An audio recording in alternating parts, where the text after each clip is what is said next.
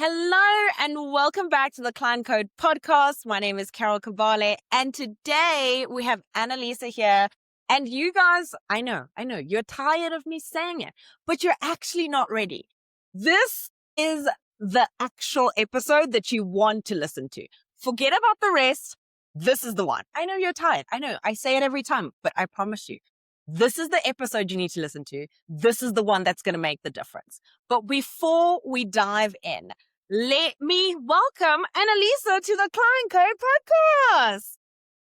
Thank you. Thank you, Carol. It's so good to be here. I'm so looking forward to this chat that we're going to have. I am so excited for you to be here, and I'm so excited for everyone to get so much out of this. I know I am, because I've got some selfish needs, but that's okay. So, as we ask everybody on the podcast, what is your unique client code? All right.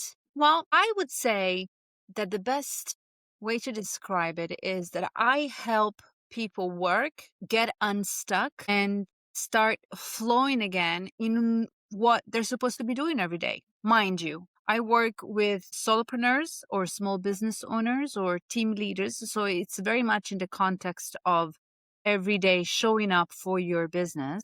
And sometimes people get stuck, because sometimes people get stuck and they do the training, they go to court, they do the communication, they do the marketing, they do the sales, but they're still stuck. So through behavior mapping, I see how they're stuck and why, and then we get them unstuck. It sounds delicious. I'm just going to say it. That sounds delicious. That sounds like something everybody needs, myself included. So if it's the first time someone is tuning in and they're like, what is behavior mapping? Like, let's start there. Like, what is that? Right. Behavior mapping. So I use a test that maps out 19 behaviors. Mostly they are behaviors, daily behaviors, how you show up in your time management or in your perseverance, in your communication, in your relationships. But also there are some behaviors that are mapped out on the test that are business oriented, like sales, ethics, finance, leadership, management. So let's say 50-50, right? We map out 19 behaviors. And why behaviors? It's not a personality profile. It's not a psychology profile. So it's not about who you think you are, how you see yourself. It's not about a blueprint like human design or a birth chart. You come to Earth with a certain spiritual karmic blueprint, right? Yeah. So it's not that either. It's really how you show up. So if you're someone, to give you an example, if you're someone who comes to me because you're stuck, you're launching your own business, maybe you're 6 months into it, and it's really tough, and you don't know why you're not getting any clients, and you're doing the marketing, you're online, you're doing, you think you're doing everything right. So I'm like, okay, let's map out the test. So let's do the test. Okay. And what comes out of this is that maybe you are a little bit introvert. You are not proactive in opening opportunities. You are not proactive in searching for relationships. You do the easy marketing, the one maybe where you don't have to go up on videos or where you don't have to do things, they put you underneath the spotlight. This is actually preventing you from creating a network of humans online, offline, that could turn eventually with time into. Okay. So now that you know that, do you use that for your benefits? So like in that scenario, would you say someone who doesn't like showing up online, is there other behaviors that can be used as a strength for them? Well, nay. Yay, nay. It's a no. Sorry, guys. Try to find you an easy way out. It's a no. No, it is. What helps though is actually, I had this just yesterday. I had this great, she's super prepared health coach. And she's great. And she's done so much training and she has so many certifications, but she is extremely reserved and shy, right? When you put a business on the market, you really have to put yourself out there, especially for solopreneurs. It's all about us, who we are, how we talk, how we think, blah, blah, blah. So it's all about being out there. And when she saw that she was sabotaging herself, she called it imposter syndrome. But I said, let's give it another name. You're shy. Yes. Yeah. And you are afraid of knocking on someone's door and say, hi, I'm Annalisa and I do this and can we have a coffee? That's the Yes. problem. So if you Yes. normally introversion, I know because I am an introvert by heart, by my heart, I'm an introvert, but I've had to kind of reframe that. So I know the difficulty, but as an introvert, you automatically think that, nobody's going to open the door for you and nobody's going to say yes to you. And so instead of putting yourself out there for this possible rejection, you just don't do Hmm. it. So it's Yeah. really rewiring that behavior very gradually, very safely, because, you don't go from being an introvert to an extrovert and promoting yourself and doing really aggressive, proactive self-marketing one day to the next. Overnight. Yes. So it takes a little bit of time, but she saw it. Now, to answer your question, no, there are no other ways to do marketing. You have to develop a feeling of safety with being out there. So that's what Mm. we work. But because the person sees it, she's got the product, the pricing, she's got the vision, she's got the goals, she's got the knowledge, she's competent, she's got everything. And really, this is the one thing to fix. Hmm. If your project is important to you, you fix it. You know what?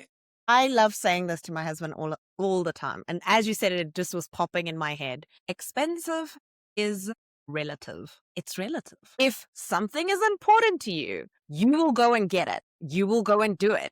If you know that thing is going to help you in whatever way it is going to do, you don't care if it costs $1 or $1 million, or you have to, I don't know, climb a mountain to get it. It's relative because it's that important to you. So I completely and wholeheartedly understand when you say it. Like, when you put it in that perspective, you're like, well, if I don't, the other side of it is not good. It's like, and no one wants that. No one wants that And failure. in this, I've taken this example because it just happened yesterday, but No, it could be discipline, it could be time management, it could be assertiveness in sales communication. So behavior mapping, this test allows me to see how you actually show up, not how you think you show up, how you actually show up. And then when I deliver it back to you, you're like, oh, how do you know that? Well, you told me because I you answer the question and you have told me and now I see it, and then they see it. So there is a shift between what they think they do and what they actually do. okay. And And that's once really you understand, it is really powerful, because once you know where the issue is, then I guess my question becomes, well, how do we fix it? Because it feels like we need to develop a new habit. we do. We correct, well, we celebrate the efficient behaviors, the ones that work, they're effective and they bring you closer to your results. Look at what, 1, 2, 3 that keep you stuck, and then it's basically habit formation. You start gradually, and each trait has certain things, certain exercises or tips or hacks that a person can do. And you start by introducing that new behavior. It Mhm. becomes yours once you don't have to think about it. So once it doesn't give you a stomach ache, or it Yeah. doesn't make you nauseous, or you just do it automatically, you know that that behavior is solid. And it depends. Some people say it takes 60 days. Some people say it takes 90 days. I think it really depends on the individual.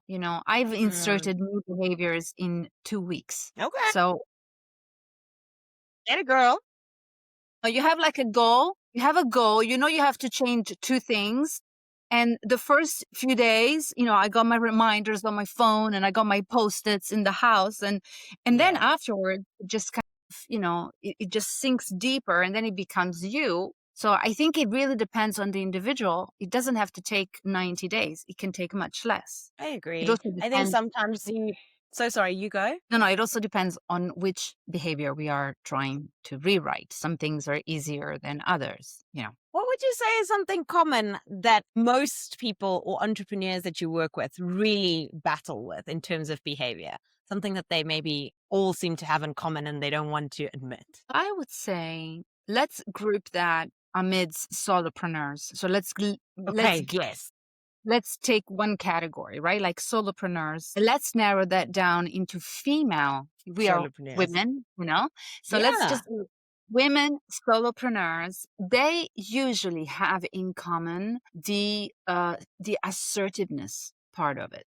So the Hmm. amount, so they will be disciplined, maybe they will have vision, they will have a project, they will have their goals, but how assertive are they in going towards those goals? I Mm-hmm. feel that mostly they're kind of stuck in this softer voice, which is great because it's, it's the feminine. How can we? It's a feminine quality. We don't need to shout. Our Yes. voice is powerful, even if it's not loud, but it needs to Yes. be assertive, clear. And in sales, I feel like that you asked, the ones that I've worked with, most of my female solopreneurs struggle with declaring their worth and Yes. I asking would for hear that. that. This is Asking for what they need and not just settling for what is given. asking for what they need, sometimes at home with their husbands, sometimes with clients. So they maybe have a bunch of clients who take advantage, of their kindness and availability. And that's a lack of boundaries, which comes from a lack of assertiveness. And I see that in one or two pieces of the diagram, in one of two angles of the diagrams, I see this happening. And this, I would say, is the most common trend, I That you would see say. there. Okay.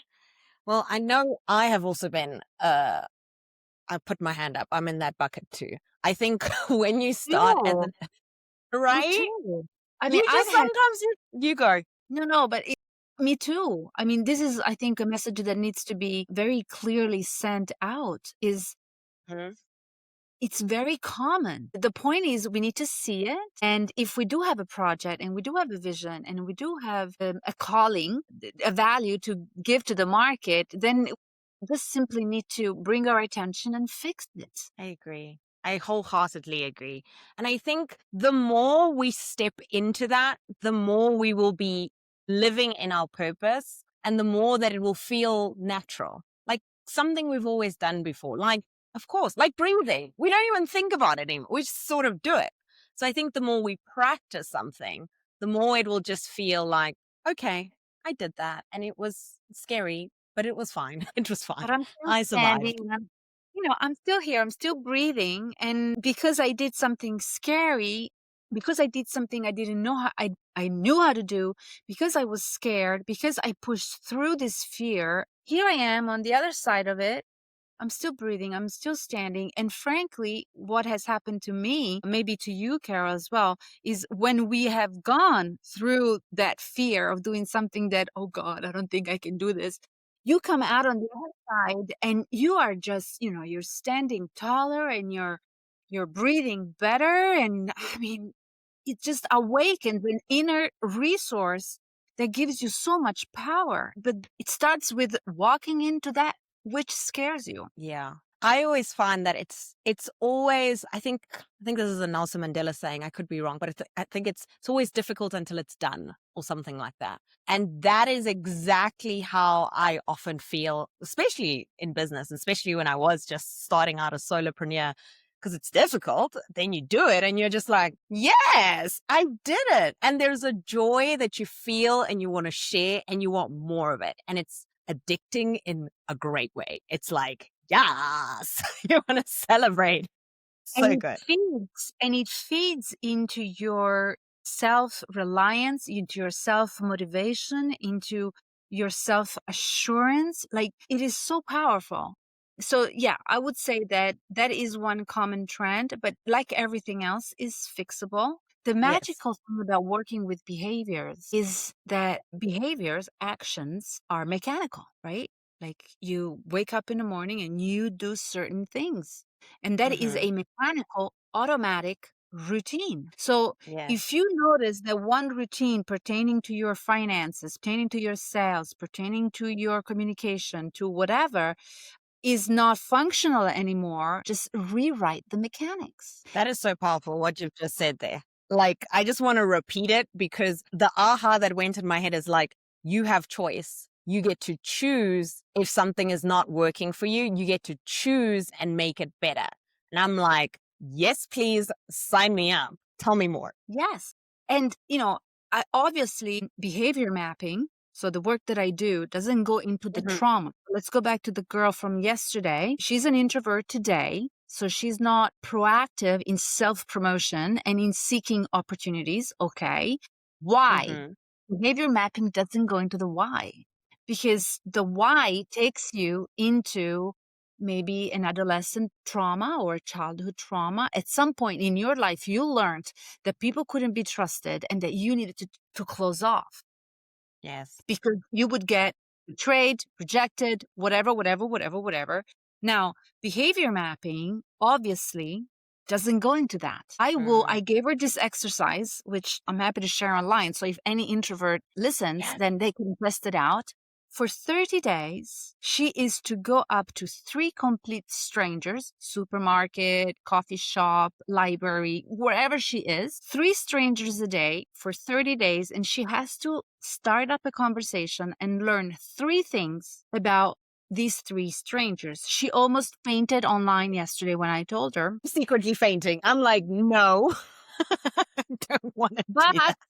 I'll tell you, I have been doing this for 10 years, and this exercise is so powerful because you walk into that fear. You walk up to that first stranger on the first day and you would rather die. That is Yes. fear. And you walk up to that person and you're like, you ask a question, you say hello, you say, do you come here often? Whatever. You approach the stranger in whatever way you prefer. I did this like 10 years ago. It was the first exercise that my mentor gave me to do. And I would go to the supermarket and approach old ladies and ask them for recipes. That was my tactic. Because And they old would people like always, to talk to us, guys. Old people like to talk. So I think that was a good plan on your side. You were like, I'm going to find the old people.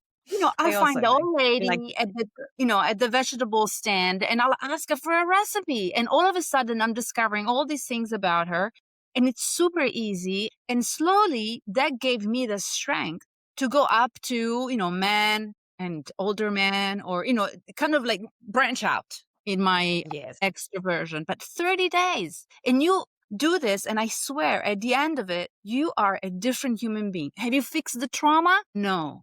But you are so strong that right now Yes. you can go into the trauma and you can fix that as well. Yeah. I love having the feeling of being equipped to handle something. So I'm not just walking into it blindly. And that makes me already feel like really good. I'm not going to lie to you. Okay. Another thing that you're really good at is alchemy. So you want to talk to us a little bit about that, what it is, how you use it in conjunction with behavior mapping, how it all works. Well, I have a confession to make because Okay. Tell me the confession. I'm actually very, very spiritual at heart. And I wish I had discovered this earlier on because I don't think I would have gone into business. I would have gone into something else. But I discovered this very later on. So now the alchemical part of it is, behavior. It starts from behavior. Like behavior is a gateway to alchemy. When you see the test and you realize, oh God, I need to become, more extroverted. Oh, you need to become more disciplined. Oh, I need to become blah, blah, blah. That Mm-hmm. automatically brings you into a state of a presence because you need to pay attention to yourself. How are you going to rewrite a behavior if you are scattered brain? You need to be Correct. present and catch yourself when you fall into the old habits while you are trying to rewrite the new habits. This presence creates a process of complete self-awareness that sheds light into the traumas behind it, the emotional blockages behind the behavior. So if you dare to stay present, change the behavior, rewire the mechanics, okay, slowly the mechanics will be like a little light bulb that lights up in the middle of the tunnel that shows you where Mm-hmm. the efficient behavior came from in the first place. And if Wow. you are willing to stay there in that tunnel as all this information comes through, for example, my transformation around money was this. I came from a bit of a socialist family background and I've always been a capitalist at heart. And I didn't know where that came from because, I didn't learn it from my environment. I must have carried Trust it. me.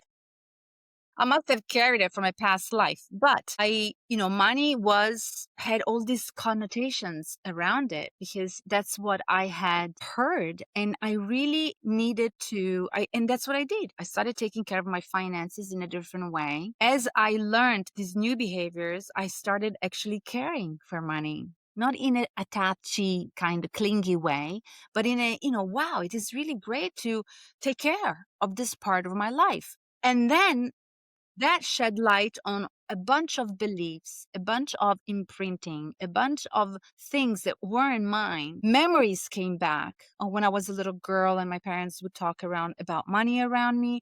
And that's the alchemical transformation, because I basically, by working on my better financial management behaviors, mechanics, I opened Yes. up Pandora's box. I jumped in it. I Mm. did spring cleaning in the box. Taking everything back. I cleaned everything up and I love it. transformed my own self in the process. Mm-hmm. So alchemy, I think it's this. You take something that's not precious yet. You take the tunnel and you bring light in the tunnel. And I think we all need a little bit of light. Oh my gosh. Like, wouldn't we just want a little bit of light? Who doesn't like good lighting? If you don't like good lighting, I don't know. You shouldn't be here. Go away. Because I think we all need some. It would be really nice. And it also feels very warm and inviting and something that's just aligned. It's part of our purpose to seek something greater than where we are right now. So I love that. Okay, since we've stepped into a bit of a more softer space, I just want to bring us to my mantra and round us off by asking you today. So, for those of you who are new, my mantra around here is what you don't change, you choose. So, Annalisa, I'm asking you today, what are you choosing today? I would choose more faith.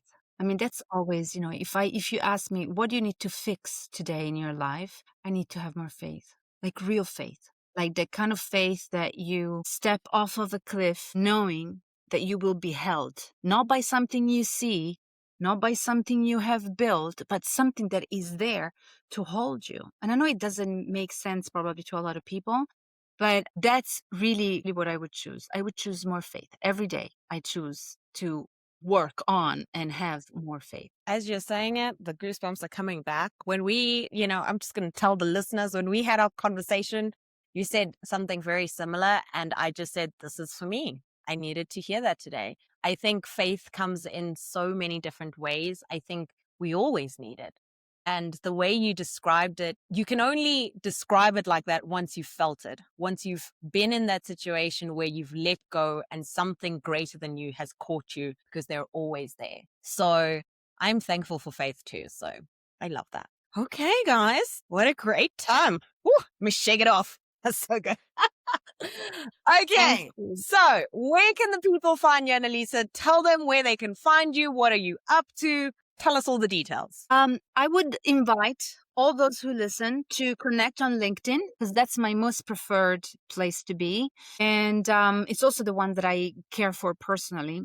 So you find me there on LinkedIn. Also, if you're interested about discovering how this tool can make a difference in your coaching business, in your consulting business, reach out and I'll share how it works. Share the love. Yes. Reach out to her, guys. Figure out what could be improved, what we can tinker with, what mechanics we can put into place to make next year or even this year your best year yet. I'm excited. And once you reach out and you make those changes, tag me. I want to see everything. I want to see all the improvements. What a great, great show. Thank you so much for being here, Annalisa. I really enjoyed it. Thank you so much. Thank you so much, Carol. Thank you. Thank you. And guys, thank you for listening. As always, my name is Carol Cavale. This is the Client Code Podcast, and I will see you on the next one. Bye.